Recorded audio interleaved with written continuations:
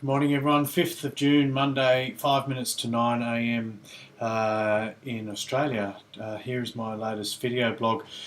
Very interesting weekend, and again, it's showing a very clear sign in regards to the markets. It looks like the big surges are happening on the weekend, and I think that's a trading tactic because there are a lot of, I think, daytime traders and a lot of young traders who are getting into cryptocurrencies who are available on the weekends, and I think that's when they're watching the markets and they're in chat rooms, and that's when all the excitement and the energy and attention is definitely on the Saturday night.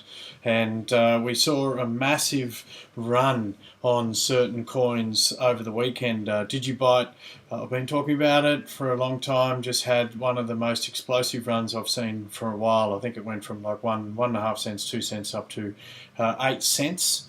Overnight. It's pulled back a little bit now, but we saw the same in quite a few others. Some of the minnows have also taken off, like Redcoin and Verge. Seacoin, who's doing some similar things to Digibyte in regards to information management. But I mean, this is a common trend, and it's all relative to where you're looking. But what I was watching was the entire market caps and just how much money was flooding into these particular cryptocurrencies. And I think even Digibyte just hit the top of volume on all the platforms or the trading platforms like Bittrex, and was a clear front runner. It was just 6,000 bitcoins or something being traded in any particular period of time. It was a crazy weekend, and that's for sure. And what we've seen is the top 10, 12 cryptocurrencies, the order in regards to market cap has significantly changed in the last couple of weeks, and we've seen, Bitcoin, Ethereum, and Ripple, Litecoin, Dogecoin are the top 5, and then now we've seen Seacoin, Monero, Dash, Digibyte, Golem, Zcash, and Augur even coming into the top 12. And I think that's going to move around a little bit more, but what we're going to see is the cryptocurrencies or the blockchains or the business entities, regardless of how you look at it, who are going to deliver more niche-based services, are definitely going to start filtering up through the top. But again, there's two sides of the coin here. There are some cryptocurrencies which are based on perceived storage of wealth or stores of value, and that's pretty much what currency is. A bit like gold. Gold's a store of value, and it has been for over 5,000 years, and people still see it as a store of value, and it's worth in the trillions if you look at the entire market cap of gold. And I can see Bitcoin doing something very similar, Ethereum doing something very similar in regards to that faith, in regards to it being a storage of wealth, a storage of value. And so there's going to be certain coins that are going to just have that on its own. Now, this is the interesting thing. I've pulled up an article on CoinDesk, and I always keep my eye for some relatively interesting articles there. And it was talking about, there's a lot of speculation about this entire sector. Some people look at it as currencies. Some people are comparing cryptocurrencies to stocks. Some people are looking at it as speculative assets. Some of it looking at it as an unregulated sector, and it's all just one big casino and very risky and all of these things. Anyone that's done any study into blockchain technology and looks at what these people are doing, I think has a different perspective. But then there was some mentions on the crypto bubble. Now, whether or not it's a bubble or not, and I've had some conversations with people, and some people going, "Oh, it's a bubble." If you want to compare it to the derivative bubble or the housing market bubble at this particular stage, I think you've got to look at it in a different way. They're just not the same. What we're seeing is excitement and energy moving into what I would call a store of value, and that's what people are looking at. They're looking at it as a store of value. So they're going to put their money in and hold. More often than not, there is no doubt there's some big money coming in, and they're creating these influxes of energy, and then they're taking their profits. I mean, that's going to happen anywhere, and that's because the markets with cryptocurrencies are set up to be more liquid than they are with stocks. And I feel like stocks have been around for that long, and it's all based on the individual industry or the entity being able to demonstrate their profit at the end of the year, those type of things. And there's a lot of influences for an investor to put their money into these stocks, they don't necessarily look at as a store of value. They look at it as an asset or a speculative asset, in the sense that, you know, they're looking for a long-term return, whether that's from a dividend or whether that's going to be a short-term part of the 7-year cycle, which is, if you study cycles in stocks, you'll know a little bit about that. So there is some confusion on where all this is leading. The way I look at it as it's actually, there's three things, and it's not related to this article, even though it does say three. I'll bring back my head. There we go. There are three elements to this article, but my three are that it's a store of value. So you could look at Bitcoin as being similar to gold. If people have faith in it, and this is the thing, if people have faith in it and they see it as a store of value, then that's what's going to happen. Number two, there's no doubt there's niche markets, and these, that, you know, someone like a Digibyte who's delivering information services and certain things like that, and they're looking and talking to Microsoft and IBM and the Citigroup, which is coming up on the 10th of June, to to deliver a particular niche service. That's definitely going to come into play. But however, they're also looking at it as digital currency. Therefore, you've got a store of value plus an entity delivering a valuable service to society into the corporate agenda, if you like. So there's some benefits there. And then you've got the speculative asset, and you've got the liquid side of it. You've got the way the markets are set up is that there's so much more energy within the cryptocurrency sector that day traders can definitely benefit a lot more from this particular industry than they would with stocks. So I think that's what's going to happen. I think there's going to be a massive pullback on stocks, so I'd be very, very careful. I think this is going to be a catalyst to the entire collapse over the next 5 years. It's going to happen. I can see it. I think it's already happening. When I look at my standard stock portfolio, I can see that it's been cleaned out over the last 30 days even. So it's really, really dropping, whereas you look at cryptocurrencies, it's a complete opposite.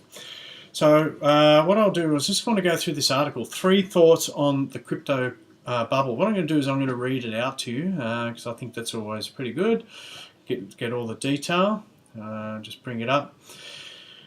So, Josh Hanna is a general partner of Matrix Partners and the co-founder of Betfair, an online market for sports betting. In this opinion piece, Hanna offers his view on the recent swings in cryptocurrency prices, arguing that whether or not this activity amounts to a bubble is in the eye of the beholder. Now, I agree with that. I definitely agree. It's all relative to how much you look into this entire sector and look at it with some alternative perspectives, and look at it when you start comparing it to the other markets like general stocks. You start to create a different outlook to this entire sector. While ample warnings have been written in the last 2 weeks about a price bubble in cryptocurrency, many seem very simplistic in their analysis, focusing entirely on the run-up in price of the leading tokens and the frenzy around ICOs as evidence that prices must come down. I think prices have come down. If you look at individual cryptocurrencies, there's no doubt some of them have had different timelines. So in regards to their bursts, they've had influxes in prices. We've seen certain coins be inflated. We've seen Bitcoin over the last 7 years have pullbacks. So what's the difference? So when you talk about prices must come down, are you talking about across the board, or are you talking about individual cryptocurrencies? And I think you've got to look at each individual cryptocurrencies, because the one thing about I know that's a little bit different between these cryptocurrencies and, say, a general stock market is that there are communities behind these particular entities. So when you go and look at the Telegram community chat groups, you've got thousands of young investors who are engaging in communication and activity and hype around these cryptocurrencies, and what that's doing is just supporting it. Now, you don't really get that with some of these blue chip stocks and a bank stock. I don't think I've ever gone into a chat room and gone, yeah, I'm really loving this stock. It's just not happening. We're welcome to the new social media alternative stock market. I think where anyone that comes from a slightly older generation probably doesn't completely understand the energy of social media and the power of these chat groups and the power of the youth when they come together. Going to keep going for a ramble. Some very savvy investors have echoed this sentiment with a more nuanced point of view. The long-term potential is huge, the short-term pricing is unknown, so don't invest in a way that will leave you exposed in the event of a massive downswing. This is good advice. There appears to be a frenzy around the issuance of new tokens in the forms of ICOs. Many of these new protocols and apps based around a token have an interesting premise, but little, if any, market proof, which is fair enough. By conventional investing matrix, the risk-reward on the pricing of many of these seems off, even to savvy investors in the space. Unless you deeply understand the details of the new token being offered and have a strong point of view on its value, this seems more like gambling than investing. Well, I mean, from my point of view, I always research what I'm investing in. So, is it gambling? There's an element of risk in everything we do, whether that's a stock market, whether it's going to the casino, whether it's putting it into cryptocurrencies, or whether you give $100 to a friend and then you have to ring them up in 6 weeks to say, well, you're going to give me my money back. I mean, everything's a risk in this world, I believe, and it all comes down to how much you understand the risk itself. You need to do your research. In my view, Bitcoin and Ether are different.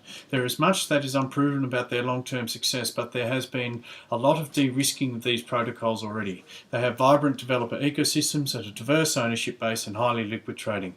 And you've also got to say that Bitcoin's been around for over 7 years. It's almost coming up to 8 years, if not more. So it has history. With that as context, there are 3 thoughts I'd like to add to the discourse that I have not seen widely discussed. Number 1. Just going to do this. Number 1, equity bubbles are a poor analogy for what is happening. One can sanely argue an equity is overvalued by forecasting future performance of the business and the resulting cash generated. In the dot-com bubble, a company called Internet Capital Group had 70 million in revenue, 150 in net losses, and peaked at a 56 billion market cap. You don't have to be great at maths to figure out the business was unlikely to produce the profits necessary to support that value. Fair enough, yes. Bitcoin is not comparable as a unit of value independent of any earning stream or productive use. The total money supply is untethered by economic productivity. Some, like Warren Buffett, views assets like Bitcoin and gold negatively and eschew asset investments that lack a means of producing cash flow. But as a unit of money, it also means the value of Bitcoin can sustainably grow at a much faster pace than most real-world businesses because it is untethered by building products and services. It is solely tethered to how many people believe that it is a valid store of wealth. So like gold, Bitcoin, people are showing faith that it's a store of value and a store of wealth, therefore it exponentially increases. It doesn't have any overheads, it doesn't have staff, it doesn't need to produce end-of-year reports, doesn't have to do any of that. The world believes gold is a reliable store of value to the tune of trillions of dollars. If and when the world believes the same about Bitcoin, it will be worth 100 to 1,000 times what it trades for today. And that can happen at the speed of light, at the speed limit of people buying in. And we've seen that. We've seen these little surges, and it is growing, and I do believe it's going to grow. I think we're looking at $1 trillion market with Bitcoin at some stage. It may be true that this is number 2. It may be true that a price in BTC and ETH is being driven by speculators. However, unlike equity bubbles, the addition of new buyers to the ecosystem actually increases the value of the underlying token. The value, given fixed supply, which it is, there's only 21 million of Bitcoin, and similar type of scenarios with a lot of the other coins. The value given fixed supply is simply a product of scarcity, which is going to be directly related to how many people hold the currency. An additional buyer of Tesla stock does not increase the long-term cash flow of the underlying business, but each additional speculator who decides that Bitcoin is valuable increases the underlying value of the Bitcoin network. If Bitcoin succeeds, there will likely be a series of tipping points where the value jumps up due to a widely observed new plateau of acceptance. And I think we've already seen that as well. We've had these little stepping stones over the last 7 years, and I think that we're seeing it in cryptocurrencies or the altcoins already. We've seen an inflation, a new level, a new plateau level, and then we see for a month or so that price becomes very stable, and then there's a new influx, which gives it shows, to me, that proves a lot of stability. Number 3, trading in and out of the token based on price movements is short-sighted. Yes, you might be clever or lucky and make some quick money, but if you're in this for the 100 to 1,000 times potential from here, profit taking on small moves is picking up pennies in front of a steamroller. What if Warren Buffett or JP Morgan surprises the world and announces tomorrow they are all in on Bitcoin and the price goes up 10 times overnight and never comes back down? If you have traded out, you'll regret it. Now, that's my philosophy as well, and if you have a look at what these other cryptocurrencies are doing, altcoins, even if you want to look at Ripple, you want to look at, I think it's Zcash, set up an arrangement with JP Morgan, I think. I think it is JP Morgan. So there was some of this stuff doesn't hit mainstream. If you're sitting there watching your normal television, you're not seeing any of this. You've got to go and read up.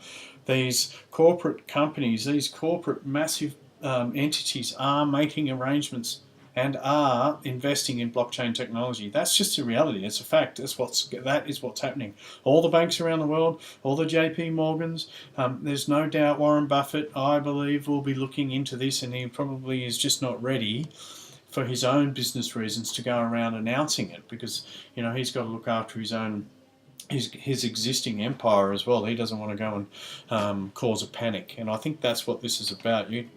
The whole thing about cryptocurrencies and altcoins, in my opinion, is that it's not going to be something that is going to be presented to the public in a format which entices excitement and panic and mass collusion towards one endpoint. It's going to be one of those things that just sneaks up from below, and in 10 years' time, if you weren't in on the know, you're just going to miss out. And that's why I'm doing these videos and things like that, not only just for my own benefit in regards to reading and understanding what's happening, but any of my friends who are watching who actually have the diligence to listen through my ramblings to the end will hopefully get some benefit from all of this information. So in summary here, what it's saying is I don't think it's a bubble. I think there are moments where there is a bubble, but that's just that's normal with speculation. The price goes up, hits a high, then there's going to be people who take their profit. Then it settles down, you had a low. That's just the energy of economics right there. So that's fairly normal. If anyone wants to doubt Bitcoin, we're into year 7. So you have a look at that, and cryptos have been around for 3, 4, 5 years. The altcoins have been around for a long time. So they've been doing what they need to be doing in the background. If these coins weren't going to survive this far, a lot of them would have already gone under. So I think we're in for some exciting times, and I'll be interested to hear what people think about all of this. What I'm doing is I'm locking down. I've invested wisely. I got in very smart at the beginning, I believe, and I'm just going to hold. I'm going to use Warren Buffett's old cliche, and that's buy big early and then hold and just sit back and enjoy this ride. And I'll just keep reading up and keep learning and keep my eye on the game and see what happens. Thanks for listening, guys. That's all I've got today, and tune into the next video and let me know what you think about this one.